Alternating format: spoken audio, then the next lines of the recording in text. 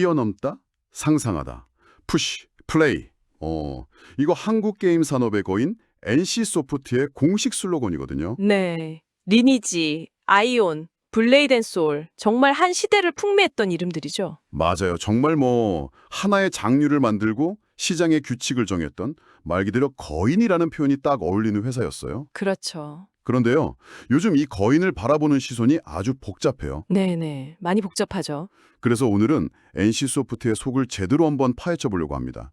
그러니까 회사가 직접 내놓은 미래 청사진 있잖아요. 네. 그거랑 동시에 시장과 유저들이 보내는 아주 날카로운 비판, 이 두 가지를 함께 테이블 위에 올려놓고 보려는 거죠. 아, 그거 흥미롭네요. 마치 한쪽 눈으로는 망원경으로 미래를 보고 다른 쪽 눈으로는 현미경으로 현재의 문제점을 들여다보는 것과 같겠어요. 와, 정확한 비유예요. 그래서 저희가 오늘 이 분석을 위해 세 종류의 자료를 준비했습니다. 어떤 것들이죠? 첫 번째는 NC소프트의 공식적인 약속이 담긴 NC소프트 ESG 플레이북 2024고요. 자기소개서 같은 거군요. 네, 그리고 두 번째는 돈과 기술의 흐름을 보여주는 사업 보고서. 마지막으로 유저들의 생생한 목소리가 담긴 위키 문서입니다. 아, 공식적인 자기소개서, 재무제표, 그리고 익명의 평판 조회까지 이걸 한 번에 하는 셈이군요. 바로 그거죠. 오늘 저의 목표는 명확해요. 이 자료들을 통해 NC소프트가 그리는 글로벌 AI 기술 기업이라는 미래상 있잖아요. 네, 있죠. 그것과 그 발목을 잡고 있는 리니지식 비즈니스 모델이라는 과거의 유산, 이 사이의 거대한 긴장감을 한번 파헤쳐보는 겁니다. 과연 NC소프트는 이 간극을 메울 수 있을까요? 그거 살펴보는 게 핵심이 될 겁니다. 이 변화의 진정성을 가늠하는 척도가 될 테니까요. 좋습니다. 그럼 먼저 NC소프트가 직접 그린 그림, 그 공식적인 비전부터 한번 살펴보죠. ESG 보고서를 보면요. 글로벌 이해관계자에게 즐거움을 주는 지속 가능한 게임 기업이라는 비전을 내세우고 있어요. 말이 조금 어렵죠. 네, 말이 좀 어려운데 구체적으로 어떤 내용들이 담겨 있나요? 보고서에서 가장 먼저 눈에 띄는 개념이 이중 중요성 평가라는 거예요. 조금 생소하게 들릴 수 있는데요. 이중 중요성 평가요? 네, 쉽게 말해서 회사가 뭘 중요하게 생각하는지 우선순위를 정할 때 두 가지 관점을 동시에 적용했다는 거죠. 하나는 우리 사업과 재무에 뭐가 중요한가? 이게 재무 중요성이고요. 아, 돈 버는데 중요한 것. 그쵸. 그리고 다른 하나는 우리 활동이 사회와 환경에 어떤 영향을 미치는가. 이게 바로 영향 중요성. 이 두 가지예요. 아하, 그러니까 돈 버는데 중요한 것과 사회적으로 책임져야 할 것, 이 두 개의 저울을 함께 놓고 보겠다는 거군요. 바로 그거죠. 그리고 이 평가에서 가장 높은 점수를 받은, 즉 최우선 과제로 꼽힌 세 가지가 바로 비즈니스 경쟁력, 유저 소통, 그리고 정보 보안 및 개인정보 보호였어요. 이게 바로 지금 NC소프트의 전략적 방향을 가장 명확하게 보여주는 지표라고 할 수 있죠. 다른 건 다 예상 가능한데 유저 소통이 최우선 과제라는 점이 좀 의외이면서도 흥미롭네요. 사실 과거에는 소통 문제로 비판을 정말 많이 받았잖아요. 맞아요. 바로 그 점 때문에 더 강조하는 것 같아요. 그래서인지 보고서에는 이걸 증명하려는 듯 아주 구체적인 숫자들을 내세우고 있어요. 예를 들면요? 예를 들어 스론 앤 리버티, TL이라는 게임에서는 무제한 Q&A라는 이름으로 4시간이 넘는 오프라인 간담회를 열었다고 하고요. 4시간이나요? 네. 그리고 리니지 M은 24시간 피드백을 수집해서 매일 230건의 보고서를 발행했다고 강조하더군요. 와, 엄청나긴 하네요. 그런데 한편으로는 보여주기식 소통 아니냐는 비판도 있지 않나요? 물론 있죠. 그러니까 정말 핵심적인 불만사항, 예를 들어서 그 비즈니스 모델에 대한 건의도 그 자리에서 똑같이 비중 있게 다뤄졌을까? 이런 의구심을 갖는 유저들도 많거든요. 아, 아주 날카로운 지적이요. 바로 그 점이 NC소프트가 앞으로 증명해야 할 부분이죠. 그렇죠. 하지만 일단 이 움직임 자체는 과거의 일방적인 공지 방식에서 벗어나려는 의도적인 노력으로 분석할 수 있어요. 유저의 목소리를 듣고 그걸 게임에 반영하는 과정을 투명하게 보여줌으로써 무너진 신뢰를 회복하려는 시도인 거죠. 핵심 IP의 경쟁력을 유지하기 위한 필수적인 생존 전략이기도 하겠네요. 맞습니다. 소통을 넘어서 글로벌 시장을 향한 움직임도 아주 적극적이더라고요. 이제 단순히 게임을 번역해서 수출하는 수준이 아니었어요. 네, culturalization, 즉 문화 현지화에 엄청난 공을 들이고 있죠. 네, 바로 그 부분이요. 그게 비즈니스 전략과 아주 긴밀하게 연결되는 지점이에요. 특정 문화권에만 통용되는 요소를 없애는 거죠. 어떤 식으로요? 보고서에 나온 예를 보면 크리스마스 축제를 큰별 나무 축제로, 할로윈 파티를 가을밤 호박 축제로 바꾸는 시기예요. 이건 더 이상 한국이라는 특정 시장에만 머무르지 않겠다는 선언과도 같아요. 일본에서는 MMORPG가 생소한 유저들을 위해서 아예 별도의 육성 서버를 열어줬다는 사례도 인상적이었어요. 그렇죠. 사업 보고서를 보면 베트남 기업과 합작법인을 세워서 동남아 시장을 뚫고 북미 법인 리더십을 교체하는 등 굉장히 구체적인 행동들이 보여요. 이건 생존의 문제거든요. 생존의 문제다. 네, 한국 MMORPG 시장은 거의 포화 상태고 기존의 방식만으로는 새로운 성장 동력을 찾기 어려우니까요. 결국 슈팅 게임인 LLL이나 전략 시뮬레이션 택탄 같은 완전히 새로운 장르. 네, 새로운 장르의 IP를 개발하는 것도 같은 맥락이에요. 글로벌 시장에서는 하나의 성공 공식만으로는 통하지 않으니까요. 그리고 이 모든 글로벌 확장과 장르 다각화의 기반에는 아주 강력한 기술력이 깔려 있더라고요. 사실 NC소프트가 게임 회사를 넘어서 거의 IT 기술 기업에 가깝다는 걸 보여주는 대목이었어요. 맞아요.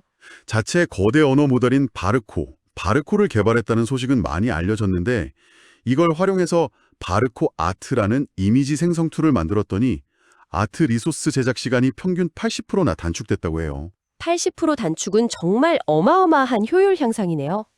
게임 개발에서 아트 작업이 차지하는 시간과 비용을 생각하면 거의 혁신적인 수준이죠. 사업 보고서를 보면 더 놀라워요.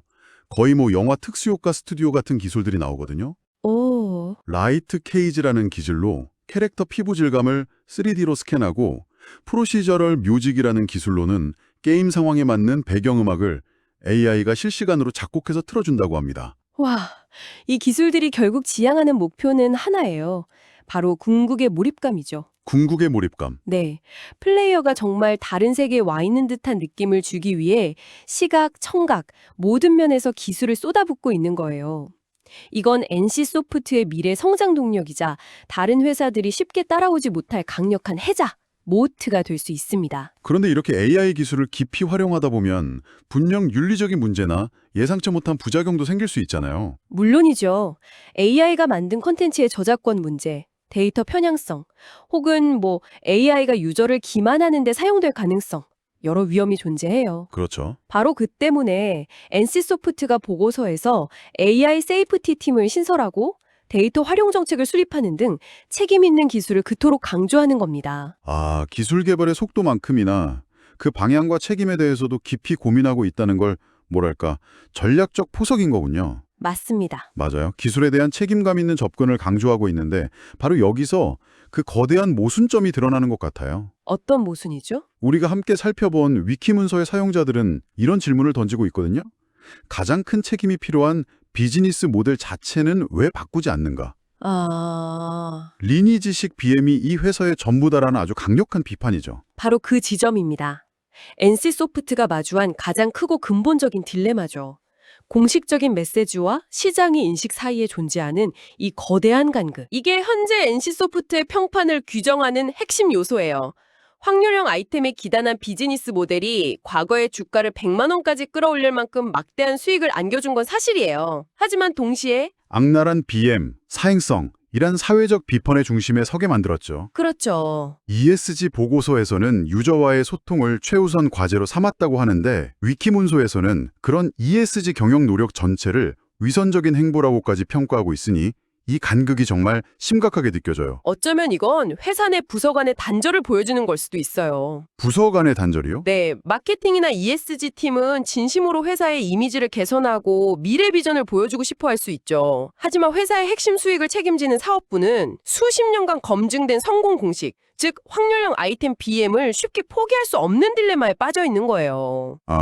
결국 유저들은 돈을 쓰는 지점에서 회사의 진심을 판단하게 되는데 그 경험이 바뀌지 않으니까 다른 모든 노력이 위선으로 비칠 수 있는 거죠. 그 단절을 상징적으로 보여준 사건이 바로 위키문서에서 지적한 트릭스터 M 사례인 것 같아요.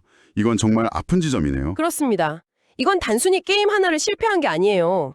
트릭스터 M의 원작은 과거 젊은 세대에게 큰 사랑을 받았던 아기자기하고 밝은 분위기의 IP였어요. 네, 맞아요. 즉, NC가 리니지와 함께 나이 들어간 충성고객층 외에 새로운 젊은 세대를 팬으로 만들 수 있는 절호의 기회였던 거죠. 그들의 추억을 담보로 잡았는데 결과는 리니지 스킨만 씌운 게임이라는 비판이었죠. 맞아요. 결국 역시 NC는 변하지 않는다는 불신만 깊게 심어둔 셈이 됐어요.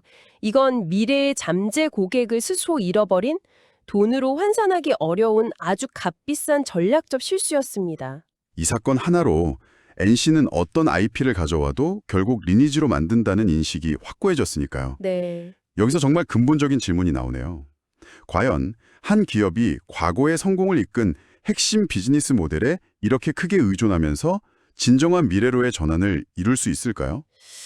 어려운 질문이죠. 물론 NC소프트도 외부의 압박에 반응은 하고 있어요.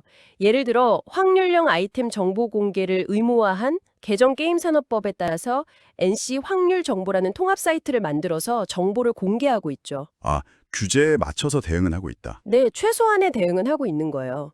하지만 이게 근본적인 체질 개선이냐 아니면 마지못해 하는 규정 준수냐에 대한 판단은 결국 유저들의 몫이겠네요. 정확합니다. 바로 그 부분을 판단해 보셔야 하는 거죠. 이러한 변화가 핵심적인 BM의 구조를 바꾸는 방향으로 나아가는 것인지 아니면 비판을 피하기 위한 최소한의 방어막에 머무르는 것인지 앞으로 나올 신작들이 그 답을 보여줄 겁니다. 오늘 우리는 NC소프트의 두 얼굴을 본 것 같아요. 한편으로는 ESG 플레이북에 담긴 것처럼 AI와 글로벌 콘텐츠, 유저 소통으로 혁신을 추구하는 최첨단 기술 기업의 모습이 있었고요. 네. 다른 한편으로는 막대한 성공을 안겨줬지만 동시에 스스로를 올가매는 족쇄가 되어버린 비즈니스 모델이라는 유산에 묶여있는 모습도 확인했죠. 핵심은 NC소프트가 정말 중대한 기로에 서 있다는 거예요. 생존과 성장은 이제 IP 다각화, 성공적인 글로벌 시장 안착, 그리고 이 모든 ESG 경영의 진정성을 어떻게 증명하느냐에 달려 있습니다. 그렇죠. 새로운 잔류와 기술에 막대한 돈을 투자하고 있지만 시장과 유저들이 보내는 의심의 눈초리는 여전히 날카롭죠. 이 신뢰의 간극을 어떻게 메울 것인가, 이게 그들의 가장 큰 숙제예요. 마지막으로 한번 생각해 볼 거리를 하나 던져드리고 싶어요. 사업보고서에 따르면 NC소프트는 2025년 2월에 3개의 독립 스튜디오를 신설했다고 밝혔어요. 오, 독립 스튜디오요? 네. 창의성과 자율성을 바탕으로 글로벌 시장을 겨냥한 신규 IP를 개발하기 위해서라고 하더군요. 흥미로운 움직임이네요. 기존의 거대하고 중앙 집중적인 개발 방식에서 벗어나 좀 더 작고 빠르게 움직이는 조직을 만들려는 시도로 보여요. 관료주의를 벗어나서 진짜 창의적인 결과물을 만들어낼 수 있을까 하는 실험인 셈이군요. 그렇죠. 바로 그거예요. 어쩌면 더 많은 자율성을 가지고 움직일 이 스튜디오들의 성패가 NC소프트가 과연 리니지라는 거대한 유산을 뛰어넘어 푸시, 새로운 방식으로 상상하며 놀 수 있을지를 가늠하는 최종 시험대가 될지도 모릅니다. 여기서 던져볼 수 있는 마지막 질문은 이것 같아요. 과연 이 스튜디오들에게 실패할 자유가 주어질 것인가? 실패할 자유. 네. 진정한 혁신은 수많은 실패를 딛고 나오잖아요. 만약 이 스튜디오들마저 단기적인 성과 압박에 시달려서 결국 가장 안전하고 검증된 길, 즉 기존의 성공 공식으로 회귀하게 된다면 이 시도는 결국 또 하나의 보여주기식 제스처로 끝날 수도 있겠네요. 맞습니다. 이들이 과연 누구도 예상치 못한 차세대 글로벌 히트작을 만들어낼까요? 아니면 결국 익숙한 성공 공식의 그림자에서 벗어나지 못할까요? 앞으로 NC소프트의 행보를 지켜볼 가장 흥미로운 관전 포인트가 아닐까 싶습니다.